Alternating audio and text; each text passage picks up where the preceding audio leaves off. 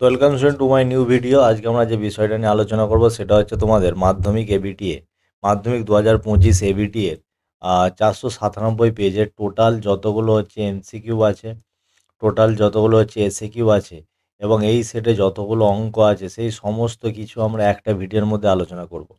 তো যারা যারা চ্যানেলে নতুন আসছো তারা চ্যানেলটিকে অবশ্যই সাবস্ক্রাইব করে পাশে থাকো, কারণ এই চ্যানেলে 9, 10, 11, 12 ভৌত বিজ্ঞান রিলেটেড সমস্ত বিষয়ে আলোচনা করা হয়ে থাকে। এবং দেখো ওপরে একটা 2025-এর প্লে লিস্ট আসছে, সেই প্লে লিস্টে ক্লিক করে তোমরা এবিটি এর পুরোনো সেটগুলো, অর্থাৎ যে সেটগুলো তোমরা এখনো দেখোনি সেই সেটগুলো গিয়ে চেক আউট করতে পারো।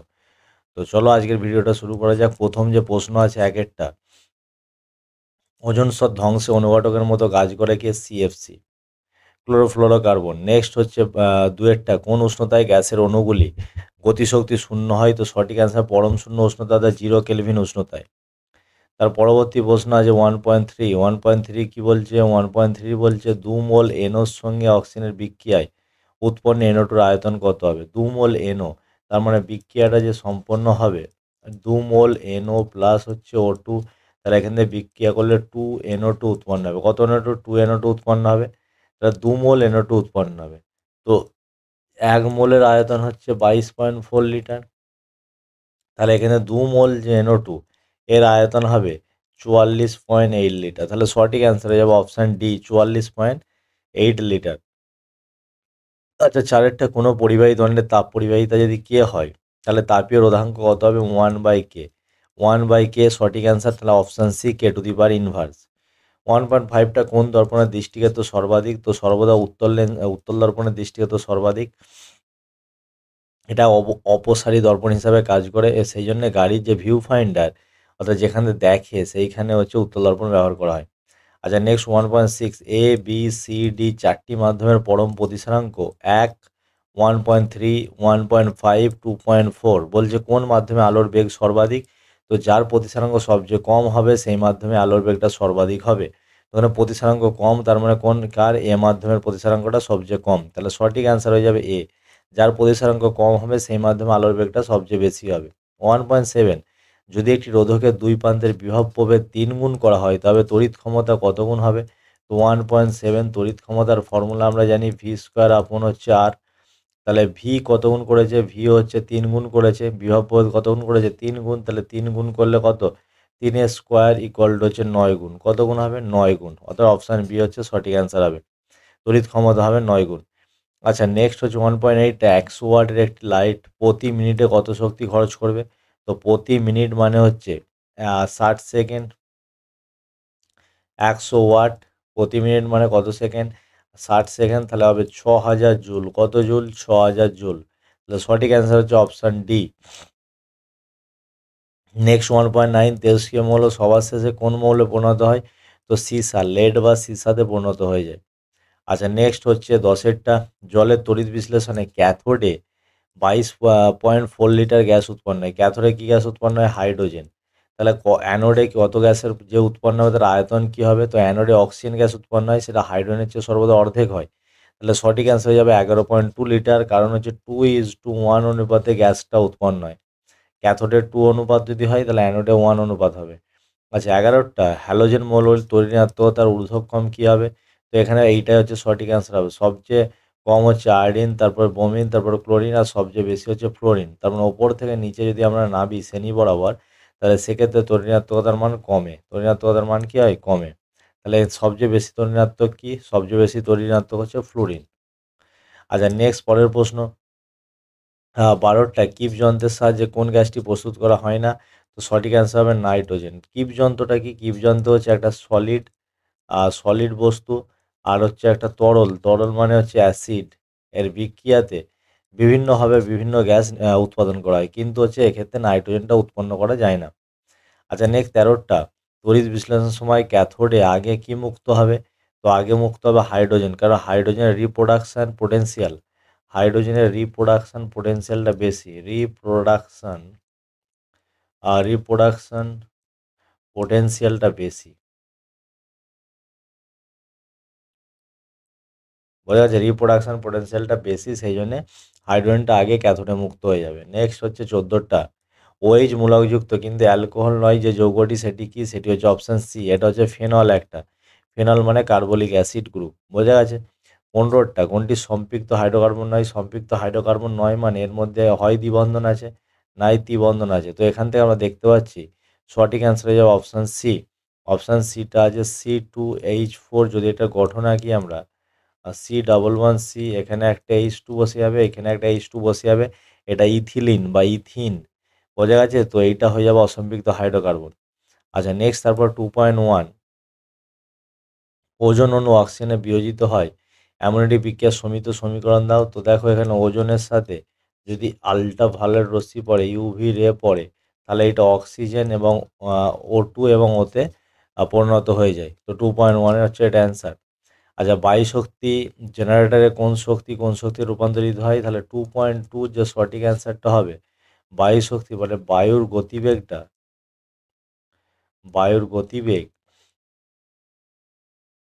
এটা বিদ্যুৎ শক্তিতে রূপান্তরিত হয়। বিদ্যুৎ শক্তিতে রূপান্তরিত হয়। বোঝা যাচ্ছে? বায়ুর গতিবেগ কোন শক্তিতে রূপান্তরিত হয়? বিদ্যুৎ শক্তিতে রূপান্তরিত হয়। আচ্ছা, পৃথিবীর অভ্যন্তরে যে ভূতাপীয় শক্তি তার উৎস কি? গরম লাভা।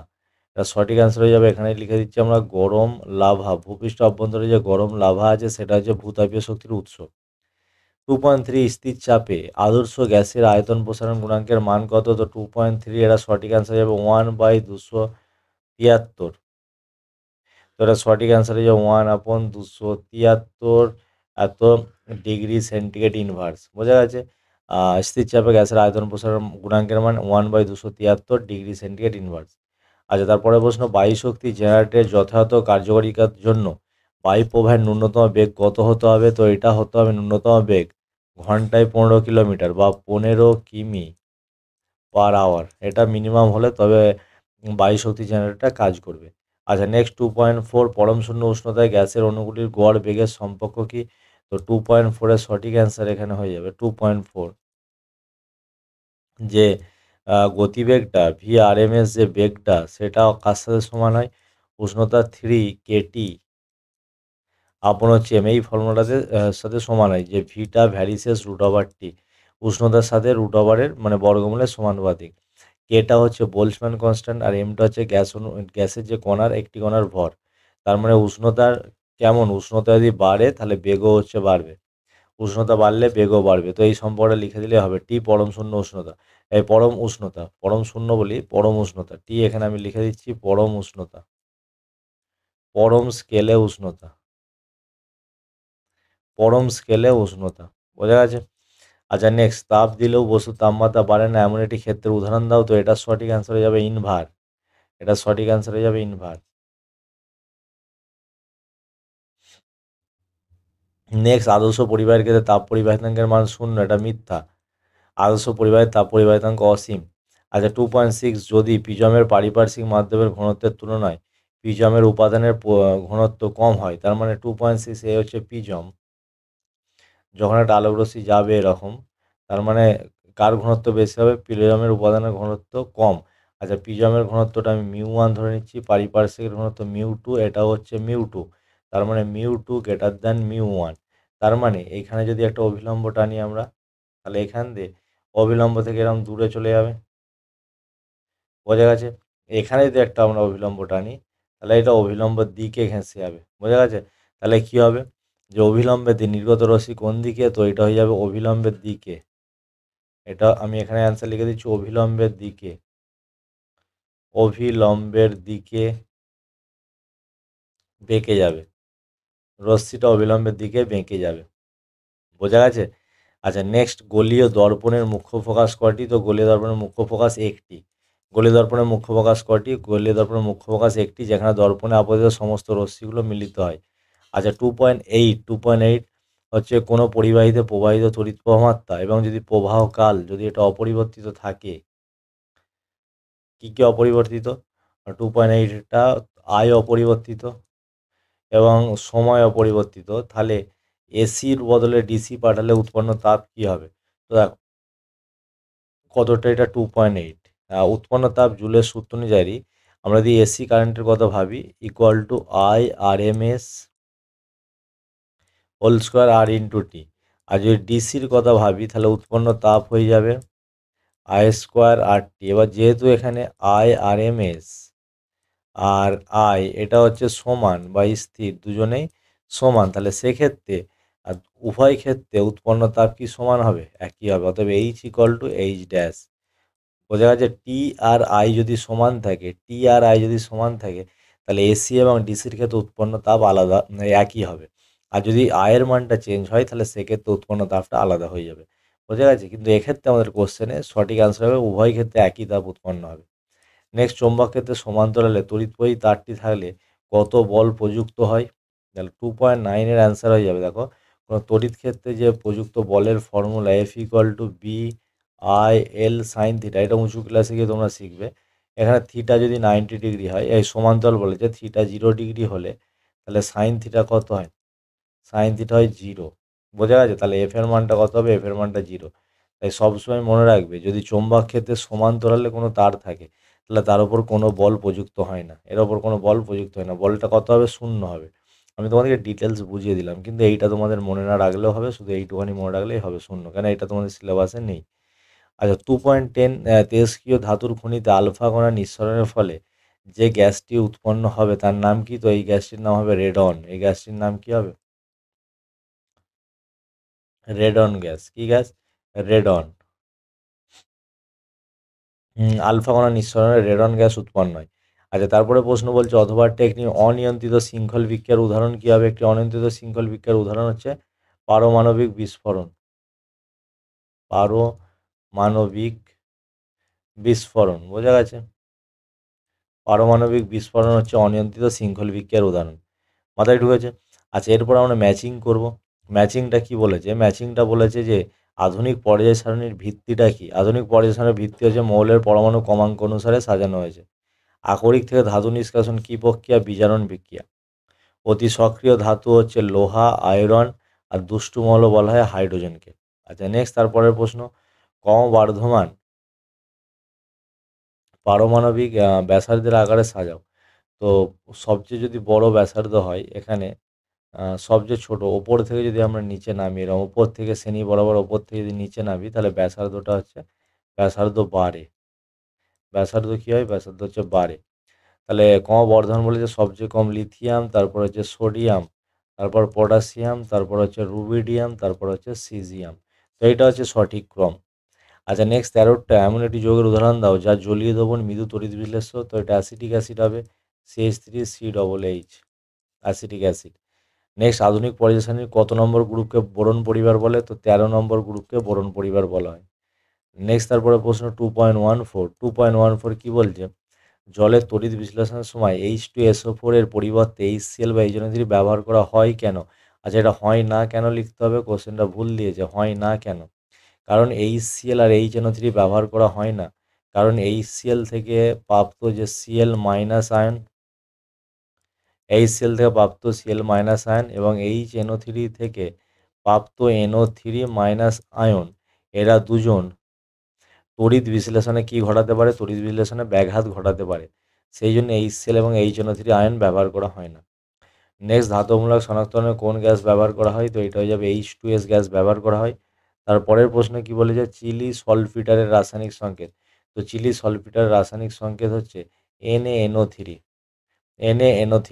সোডিয়াম নাইট্রেটকে বলা হয় চিনি সলফিটার। কেন চিনি সলফিটার বলা হয়? কারণ যে আমাদের লবণ আছে, লবণে এই এটা বেশি পরিমাণে পাওয়া যায়, এই যৌগটা বেশি পরিমাণে পাওয়া যায়, সেইখান থেকে নাম হয়েছে চিলি সলফিটার। তো কী থাকে? Sodium nitrate. আচ্ছা, তার পরবর্তী প্রশ্ন বলছে সালফান কি? সালফান হচ্ছে তরলীকৃত ওলিয়ামকে, আমি এখানে লিখে দিচ্ছি তরলীকৃত যে ওলিয়াম, তরলীকৃত ওলিয়ামকে আমরা কি বলছি? তরলীকৃত ওলিয়ামকে সালফান বলে, সালফান বলে। তরলীকৃত ওলিয়ামকে সালফান বলা হয়। আচ্ছা, সিএনজির মূল উপাদানের গঠনমূলক সংকেত লেখো। তো 2.17, সিএনজির মূল উপাদান হচ্ছে CH4। এই যদি গঠনমূলক সংকেত লিখি আমরা, CH single bond H, single bond H এবং হচ্ছে সিঙ্গেল বন্ড এইচ, এইটা হচ্ছে CH4 এর গঠনমূলক সংকেত। আচ্ছা, 2.18 কার্বাইড বাতিতে উজ্জ্বল আলো সৃষ্টি হতে কোন গ্যাস ব্যবহার করা হয়? তার নাম কি? তো এটার নাম হচ্ছে অ্যাসিটিলিন, C2H2, এটার নাম হচ্ছে অ্যাসিটিলিন ব্যবহার করা হয়, অ্যাসিটিলিন। আচ্ছা, তারপরে কি বলছে? অথবাটা CH3CH2, অথবাটা দিয়েছে CH3CH2 আর সিএইচও এর আইইউপিএসি নাম কী হবে? 3টে কার্বন আর ন্যাল গ্রুপ আছে, তাহলে এটার নাম হয়ে যাবে প্রোপান্যাল। প্রোপান্যাল, বোঝা গেছে? এটার নাম হয়ে যাবে আইইউপিএসি নাম প্রোপানাল।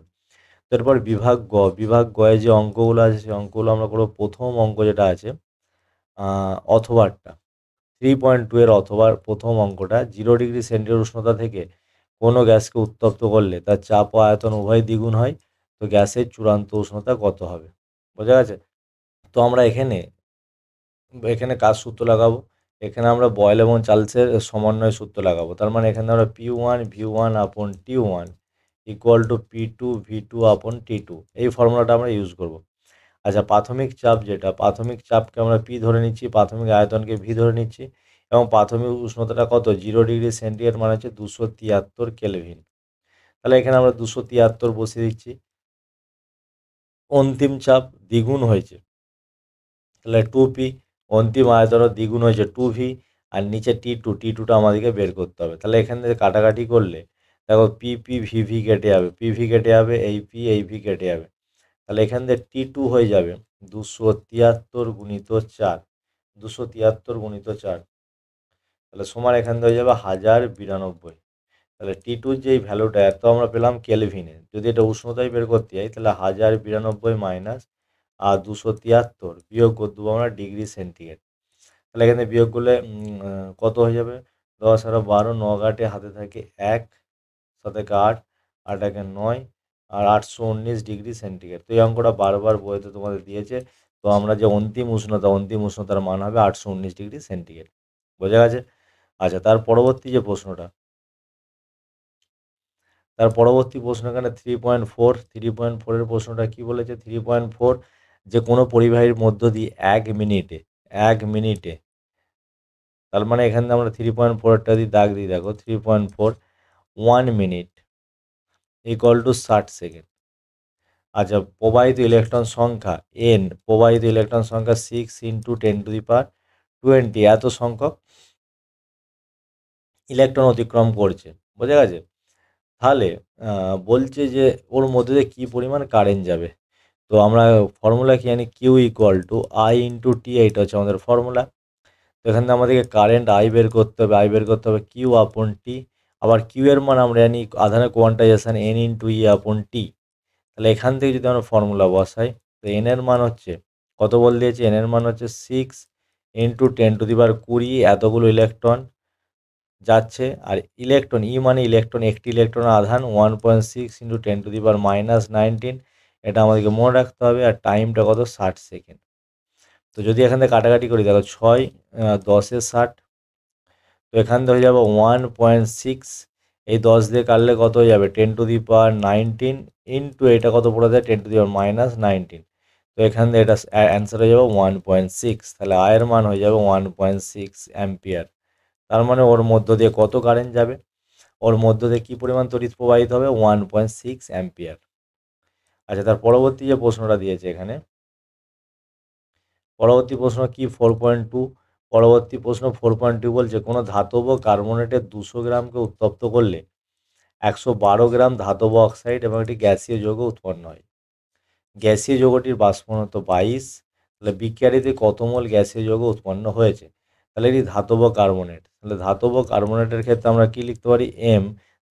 কিসের ধাতব কার্বনেট দেয়নি, তাহলে এম ধরে নিচ্ছি। MCO3, এটা বিক্রিয়া করে ধাতব অক্সাইড উৎপন্ন হয়েছে এমও, এবং একটি গ্যাসীয় যৌগটা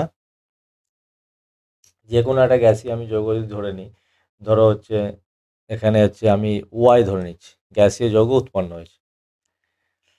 ঠিক আছে, গ্যাসীয় যৌগটা ওয়াই ধরে নিচ্ছি। গ্যাসীয় যৌগটির বাষ্প ঘনত্ব, এটা হচ্ছে বাষ্প ঘনত্ব কত বলে দিয়েছে? এই যে গ্যাসীয় যৌগ, এটার বাষ্প ঘনত্ব বলে দিয়েছে 22। তাহলে এক্ষেত্রে আণবিক গুরুত্ব কত হবে? M = হচ্ছে 2D মানে কত হবে? 44। এর আণবিক গুরুত্ব হচ্ছে 44। আচ্ছা, তাহলে দেখো এখান থেকে যেটা বলে দিয়েছে কত গ্রাম, 200 গ্রামকে উত্তপ্ত করেছে, টোটাল 200 গ্রাম ছিল। এর মধ্যে থেকে 112 গ্রাম কি উৎপন্ন হয়েছে? ধাতব অক্সাইড। আচ্ছা, যদি 112 গ্রাম ধাতব অক্সাইড উৎপন্ন হয়, তাহলে ওয়াই বা গ্যাসীয় যৌগটা কত উৎপন্ন হয়েছে? বা গ্যাসীয় যৌগটি উৎপন্ন হয় কত? দৈর্ঘ্যটি উৎপন্ন হয় 200 - 112, 200 - 112 গ্রাম, বোঝা গেছে? 200 - 112 গ্রাম, তাহলে এখান থেকে পেয়ে যাচ্ছি আমরা 88 গ্রাম। আচ্ছা, এটা হচ্ছে ছোট হাতের এম, আর ক্যাপিটাল এম মানে আণবিক ভর কত? আণবিক ভর হচ্ছে 44, আণবিক ভর 44, অতএব কি জানতে চেয়েছে? কত মোল? অতএব মোল সংখ্যা কার? এখানে ওয়াই এর মোল সংখ্যা, ওয়াই এর মোল সংখ্যা কত হবে? স্মল এম আপন ক্যাপিটাল এম, তাহলে স্মল এম হচ্ছে 88, ক্যাপিটাল এম হচ্ছে 44, তাহলে কাটাকাটি করে কত হচ্ছে? 2 মোল। কত মোল উৎপন্ন হচ্ছে? 2 মোল গ্যাসীয় যৌগের উৎপন্ন হচ্ছে, বোঝা গেছে? আচ্ছা, এর পরবর্তী যে প্রশ্নটা আছে, এর পরবর্তী প্রশ্ন কত আছে আমাদের? পরবর্তী প্রশ্নটা আছে 4.3, না ওখানেরই কোশ্চেন আছে 4.2, 4 অথবাটা, 4 অথবাটা কি বলছে? 4 গ্রাম সোডিয়াম হাইড্রক্সাইডকে সম্পূর্ণরূপে প্রশমিত করতে কত গ্রাম H2SO4 প্রয়োজন হবে? কত গ্রাম H2SO4 প্রয়োজন হবে? তো এইদিকে আমরা অঙ্কটা করে দিচ্ছি যে কি বলেছে? 4 গ্রাম সোডিয়াম হাইড্রক্সাইডকে সম্পূর্ণ, তাহলে সোডিয়াম হাইড্রক্সাইড বিক্রিয়া যদি আমরা লিখে দিই এখানে 4.2 এর অথবা, তাহলে সোডিয়াম হাইড্রক্সাইড NaOH প্লাস হচ্ছে H2SO4, এ যদি বিক্রিয়ায় উৎপন্ন হয় তাহলে কি হবে? Na2SO4 উৎপন্ন হবে প্লাস জল 2H2O, বিক্রিয়া ব্যালেন্স করলে এটা যে সম্পূর্ণ ব্যালেন্স বিক্রিয়া। তো এখানে NaOH এর যে পারমাণবিক আণবিক গুরুত্ব কত হবে? আণবিক গুরুত্ব 2 ব্র্যাকেট, এটা হচ্ছে 23 প্লাস অক্সিজেনের তোমাদের হচ্ছে 16, হাইড্রোজেনের হচ্ছে 1, তাহলে এটা সম্পূর্ণভাবে পেয়ে গেলাম আমরা 80। আর H2SO4 এর কত? H2SO4 হচ্ছে 2 প্লাস হচ্ছে 32, সালফারের 4 × 16 = 64, তাহলে এটা যোগ করলে হয়ে যাবে 98। 80 গ্রাম, 80 গ্রাম NaOH-কে সোডিয়াম হাইড্রক্সাইডকে সম্পূর্ণরূপে প্রশমিত করতে 98 গ্রাম H2SO4 লাগে। তাহলে 1 গ্রাম NaOH-কে সম্পূর্ণরূপে প্রশমিত করতে 98/80 গ্রাম H2SO4 লাগে। আচ্ছা, এখানে 4 গ্রাম বলেছে কোশ্চেনে, তাহলে 4 গ্রাম NaOH-কে সম্পূর্ণরূপে প্রশমিত করতে কত লাগবে? 98/80 ইন্টু তো 4, এত গ্রাম H2SO4 লাগবে। দুটি কাটাকাটি করি এখানে, আর 4 × 2 = 8, 20, তাহলে 20 দিয়ে যদি 9.8কে আমরা ভাগ করি তাহলে এখানে 4.9, কত অ্যান্সার যাবে? 4.9 গ্রাম H2SO4 লাগবে। কত লাগবে? 4.9 গ্রাম H2SO4 লাগবে। এই হচ্ছে কোশ্চেন, খুব সহজ কোশ্চেন। আচ্ছা, তারপরের প্রশ্ন কি বলেছে? তারপরের যে অঙ্কটা দিয়েছে, তারপরে অঙ্কটা দিয়েছে 4.3, দুটি দণ্ড আছে এ ও বি এর বেদ ও প্রস্থচ্ছেদের ক্ষেত্রফল ও তাপ পরিবাহিতাঙ্কের অনুপাত প্রতিটি ক্ষেত্রে 1:2, তাহলে এ ও বি এর তাপীয় রোধের অনুপাত কত? তো 4.3 অঙ্কটা তাপীয় রোধের অনুপাত জানতে চেয়েছে। তো এখান থেকে আমরা 4.3টা করি, 4.3 আর তাপীয় রোধ বা থার্মাল রেজিস্ট্যান্স এর যে ফর্মুলাটা কত হয়? এর ফর্মুলা D/K, তাপীয় রোধের ফর্মুলা D/K। ডিটা কি? ডি হচ্ছে বেদ, কে হচ্ছে তাপ পরিবাহিতাঙ্ক,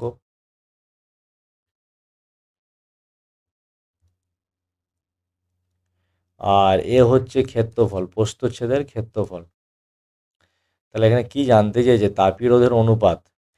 তাহলে তাপীয় রোধের অনুপাত যদি আমরা বের করি তাহলে T/1 আপন হচ্ছে T/2, দুটো ক্ষেত্রে এর অনুপাত বের করলে হয়ে যাবে D1/D2 ইন্টু ওপরে উঠে যাবে K2A2, নিচে হয়ে যাবে K1A1, যেহেতু এটা ব্যাসানুপাতিক আছে। আচ্ছা, প্রত্যেকেরই অনুপাত এখানে বলে দিয়েছে বেদ,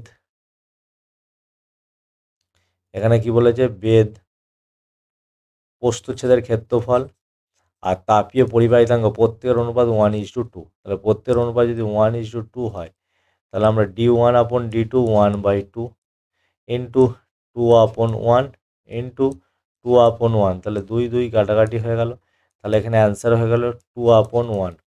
তাহলে T/1 তাপীয় রোধের অনুপাত, সঠিক অ্যান্সার হয়ে যাবে 2:1। হয়েছে সঠিক অ্যান্সার কত? 2:1।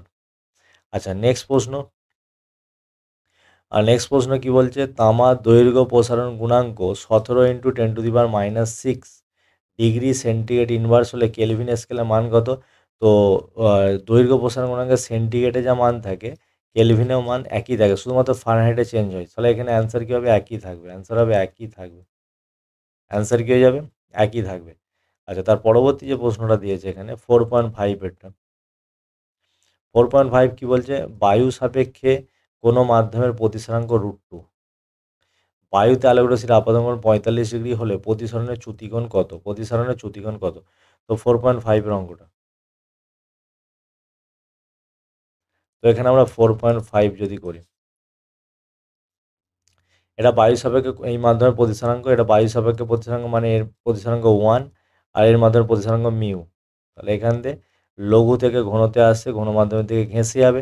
তাহলে এক্ষেত্রে বিচ্যুতি কত হবে? অবিলম্বের দিকে ঘেঁষে গেলে এইটা হচ্ছে এই সোজা যাওয়ার কথা ছিল বিচ্যুতি, তাহলে এইটা হবে বিচ্যুতি। আচ্ছা, এটা হবে আপাতন কোণ আই, এইটা হবে যাবে প্রতিসরণ কোণ আর। তাহলে আমরা এখানে স্নেলের সূত্র লাগিয়ে কি বলতে পারি? 1 into sine i equal to mu into sine r. তাহলে অতএব সাইন আর ইকুয়াল টু, তাহলে কত হয়ে যাবে? Sine r equal to sine i, sine i upon কত হয়ে যাবে? Mu, sine i upon mu. বোঝা গেছে? আচ্ছা, শূন্যস্থানের সাপেক্ষে প্রতিসরাঙ্ক এখানে হচ্ছে কত? সাইন আই মানে হয়ে যাবে আমাদের সাইন 45 ডিগ্রি, আর মিউ কত বলে দিয়েছে আমাদের? √2। মিউ কত বলে দিয়েছে? √2। তাহলে এখান থেকে সাইন আর ইকুয়াল টু কত হয়ে যাবে? 1 আপন √2 ইন্টু হচ্ছে √2, তাহলে হয়ে যাবে হাফ, ইকুয়াল টু এইটা হচ্ছে সাইন কত ডিগ্রি? Sign 30 degree. তাহলে এখান থেকে উভয় দিকে সাইন উঠে গেলে প্রতিসরণ কোণের মান কত পেয়ে যাবো আমরা? 30 ডিগ্রি। তা প্রতিসরণ কোণের মান যদি আমরা 30 ডিগ্রি পেয়ে যাই, তাহলে বিচ্যুতি ডেল্টার এখানে ফর্মুলা কত? Delta equal to i minus r. আপাতন কোণ কত ডিগ্রি? 45 ডিগ্রি। আর প্রতিসরণ কোণ আমরা পেয়েছি 30 ডিগ্রি। তাহলে বিচ্যুতি কত হয়ে যাবে? বিচ্যুতি হয়ে যাবে 15 ডিগ্রি। ইজি কোশ্চেন, তাহলে বিচ্যুতি কত হয়ে যাবে? 15 ডিগ্রি। আচ্ছা, পরবর্তী যে অঙ্কটা দিয়েছে, পরবর্তী 4.6 এর যে অঙ্কটা, 220 ভোল্ট 60 ওয়াট এবং 220 ভোল্ট 100 ওয়াট দুটো ল্যাম্পকে একবার শ্রেণীতে যোগ করা হয়েছে এবং সমান্তরাল সমবায়ে যোগ করা হয়েছে। তাহলে প্রতি ক্ষেত্রে কোন বাতিটির উজ্জ্বলতা বেশি হবে, কেন হবে তা ব্যাখ্যা করতে হবে। আচ্ছা, প্রথমটা রোধ আমি ধরে নিচ্ছি R1, দ্বিতীয়টা রোধ হচ্ছে R2। তাহলে এখানে R1 এর মানটা আমি দেখছি, R1 এর মানটা কত হবে? R1 এর মানটা হয়ে যাবে, ফর্মুলা কি? R ইকুয়াল টু হয় ভি স্কোয়ার আপন পি। তাহলে ভি স্কোয়ার মানে হয়ে যাবে 220 স্কোয়ার, আর নিচে এটা হয়ে যাবে 60 এত ওহম। 220 স্কোয়ার আপন 60 ওহম, এটা R1। আর R2টা যেটা হয়ে যাবে, এটা হয়ে যাবে 220 স্কোয়ার আপন হচ্ছে 100, এই দুটো ওহম। তাহলে এখান থেকে আমরা দেখেই বুঝতে পারছি যে প্রথমের R1 রেজিস্ট্যান্সের রোধটা দ্বিতীয় রেজিস্ট্যান্সের চেয়ে বেশি। তাহলে এখানে যে R1 এর যে ভ্যালু 806, এটা হয়ে যাবে প্রায় 806.6 ওহম, আর এটা হয়ে যাবে 484 ওহম। তাহলে এখান থেকে আমরা দেখতে পাচ্ছি যে R1 গ্রেটার দেন হচ্ছে R2। R1 প্রথম যে রেজিস্ট্যান্সটা সেটা হচ্ছে বেশি। এবার যখন বাতি দুটোকে শ্রেণীতে যোগ করা থাকবে, শ্রেণীর কন্ডিশনের ক্ষেত্রে, এই যখন শ্রেণীর কন্ডিশনের ক্ষেত্রে বাতিটা যোগ করা থাকবে একই বিভব প্রভেদের মধ্যে, তাহলে সেক্ষেত্রে এর মধ্যে দিয়ে কারেন্টটা সমান। তাহলে সবার মধ্যে দিয়ে আই কারেন্ট যাবে, আমি ধরে নিচ্ছি আই কারেন্ট যাবে। তাহলে যদি আই কারেন্ট যায়, আবার এখান থেকে পাওয়ার উৎপন্ন হওয়ার ফর্মুলা কি? আই স্কোয়ার ইন্টু আর। তাহলে যেহেতু রেজিস্ট্যান্স প্রথমটার বেশি, তাহলে আমরা এখান থেকে P1 কত পেয়ে যাব? P1 equal to I square into R1, আর P2 equal to I square into R2। এবং যেহেতু তাহলে R1 গ্রেটার দ্যান R2, তাহলে হচ্ছে এখানে P1 গ্রেটার দ্যান P2। তাহলে হচ্ছে প্রথম যে ল্যাম্পটা আছে, প্রথম ল্যাম্পে যে ক্ষমতাটা বেশি অপচয় হবে, সুতরাং শ্রেণীতে প্রথম ল্যাম্পটি বেশি উজ্জ্বলতায় জ্বলবে। তাহলে শ্রেণীর ক্ষেত্রে কী হবে? শ্রেণীতে প্রথম প্রথম ল্যাম্প বলা ভুল, বা 60 ওয়াটের ল্যাম্প, 60 ওয়াটের বাতি বেশি উজ্জ্বলভাবে জ্বলবে, বেশি উজ্জ্বলভাবে জ্বলবে। বোঝা গেছে? আচ্ছা, সমান্তরালে যখন যোগ করা হবে, সমান্তরালের ক্ষেত্রে আমি এখানে সমান্তরাল লিখে দিচ্ছি। আচ্ছা, সমান্তরালের কেস কি? উৎপন্ন পাওয়ার হচ্ছে ভি স্কোয়ার আপন আর। যেহেতু সমান্তরালে কি সেম থাকে? ভোল্টেজটা সেম থাকে। তাহলে সমান্তরালের কেসের ক্ষেত্রে দিয়ে এই ছবিটা হয় আমাদের। সমান্তরাল কেসের ক্ষেত্রে আমাদের কি হয়? ভোল্টেজটা হচ্ছে সেম হয়। তাহলে উভয়ই 220 ভোল্ট যোগ করা হয়েছে, তখন 220 ভোল্ট। তাহলে উভয়ের মধ্যে ভোল্টেজটা সেম। তাহলে এক্ষেত্রে P1 হয়ে যাবে ভি স্কোয়ার আপন হচ্ছে R1, আর P2 হয়ে যাবে ভি স্কোয়ার আপন R2। যেহেতু R1 গ্রেটার দেন R2, তাহলে এক্ষেত্রে হয়ে যাবে P2টা গ্রেটার দেন P1। সমান্তরালে এখানে আর ওয়ানটা বড় হওয়ার জন্য P1টা কী হয়ে যাবে, ছোট হয়ে যাবে। তাহলে এক্ষেত্রে আমাদের হয়ে যাবে P2 গ্রেটার দেন P1। তাহলে দ্বিতীয় কেসের ক্ষেত্রে এই যে 100 ওয়াটের লাইটটা বেশি উজ্জ্বলভাবে জ্বলবে। অর্থাৎ এক্ষেত্রে 100 ওয়াটের বাতি বেশি উজ্জ্বলভাবে জ্বলবে, বেশি উজ্জ্বলভাবে জ্বলবে, উজ্জ্বলভাবে জ্বলবে। বোঝা গেছে? বেশি উজ্জ্বলভাবে জ্বলবে। এই হচ্ছে অঙ্কটা ছিল। আচ্ছা, তার পরবর্তী যে কোশ্চেন কি বলেছে, তার পরবর্তী কোশ্চেন এখানে একটা রেজিস্ট্যান্স দিয়েছে। এখানে এটা হচ্ছে তুল্য রোধ বের করতে হবে পি আর কিউ এর মধ্যে। তো দেখো এই যে আটটা আর এই আটটা কি সাথে শ্রেণীতে আছে, তো শ্রেণীর জন্য এদের তুল্য রোধ কত হয়ে যাবে, 2R। তাহলে আমরা সার্কিটটা দিয়ে এরকম আঁকি, এখন সার্কিটটা এরকম হয়ে যাবে, ওপরে 2R আর নিচে আর, এইটা হয়ে যাবে পয়েন্টটা হয়ে যাবে তোমাদের পি পয়েন্ট, এইটা হয়ে যাবে কিউ পয়েন্ট। অর্থাৎ তুল্য রোধ কার মধ্যে, পি ও কিউ এর মধ্যে তুল্য রোধ আমি যদি আর ধরে নিই, তাহলে সে এই দুটো এখন কী আছে, সমান্তরালে 2R ইন্টু আর, আর নিচে হয়ে যাবে 2R প্লাস আর। তাহলে এটা হয়ে যাবে ওপরে কত, ওপরে তোমাদের নিচে 3 পড়ে থাকবে 2R স্কোয়ার, আর নিচে কত পড়ে থাকবে 3R। তাহলে কাটাকাটি করে 2 এর 3R, সঠিক অ্যান্সার হয়ে যাবে আর এর মান, বা এখানে আমি এটা আর ড্যাশ দিচ্ছি তুল্য রোধ, আর ড্যাশের মান হয়ে যাবে 2 এর 3R। বোঝা গেছে? তাহলে 2R ইন্টু আর, আর 2R প্লাস আর। তাহলে সঠিক অ্যান্সার হয়ে যাবে 2 এর 3R। তাহলে পি আর কিউ এর মধ্যে তুল্য রোধ হচ্ছে 2 এর 3R। আচ্ছা, এর পরবর্তী যে প্রশ্নটা, একটা ইজি প্রশ্ন দিয়েছে, বলছে কতটা 4.8, 4.8-এ কী বলছে, 4.8-এ বলছে যে কোনো একটা তেজস্ক্রিয় বিঘটনের প্রাথমিক ছিল 92U 238, সেখান থেকে হচ্ছে 82 পিবি 206। তাহলে কটা আলফা কণা বেরিয়েছে আর কটা হচ্ছে বিটা কণা বেরিয়েছে, পুরো সেটটাই অঙ্কে ভর্তি। তাহলে এক্ষেত্রে 4.8 যদি আমি অঙ্কটা করি, 4.8 কী কণা ছিল, আর 92U 238, এখান থেকে চেঞ্জ হয়েছে 82 পিবি 206, এবং আমি ধরছি আলফা কণা বেরিয়েছে, এক্স সংখ্যক আলফা কণা বেরিয়েছে, আর ওয়াই সংখ্যক হচ্ছে বিটা কণা বেরিয়েছে। আচ্ছা, আলফা কণার 24 আর বিটা কণার হচ্ছে 24 আর বিটা কণা হচ্ছে -1 হচ্ছে 0। তাহলে কী পরিমাণ আলফা আর কী পরিমাণ বিটা বেরিয়েছে সেটা আমাদেরকে বের করতে হবে। তো দেখো, যদি ভর সংখ্যার যদি বন্টনের নিয়ম অনুসারে আমরা কী পাই, তাহলে এখানে হয়ে যাবে 238 equal to 206 plus 4x plus y আর 0। তাহলে বা এখান থেকে আমরা কি পেয়ে যাব, বা পেয়ে যাব 4x ইকুয়াল টু 238 মাইনাস হচ্ছে 206। তাহলে এখানে যদি 6 2 8, তাহলে এখানে 3 নেমে যাবে। তাহলে x ইকুয়াল টু 32/4, 4 8 32। তাহলে এক্স 8টি আলফা কণা বেরিয়েছে। তাহলে 8টি আলফা কণা নির্গত হয়, 8টি আলফা কণা নির্গত হয়। এবার যদি নিচের এটা হচ্ছে কার থেকে, ভর সংখ্যা সমান করে,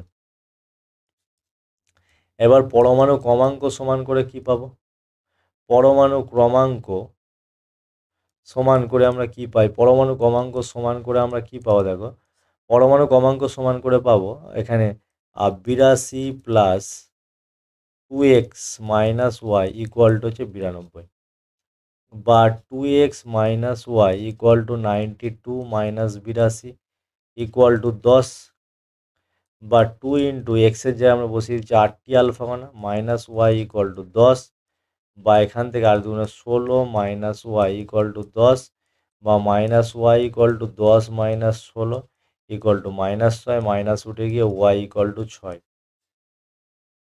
তাহলে এখানে কী হবে, 6টি বিটা কণা নির্গত হবে।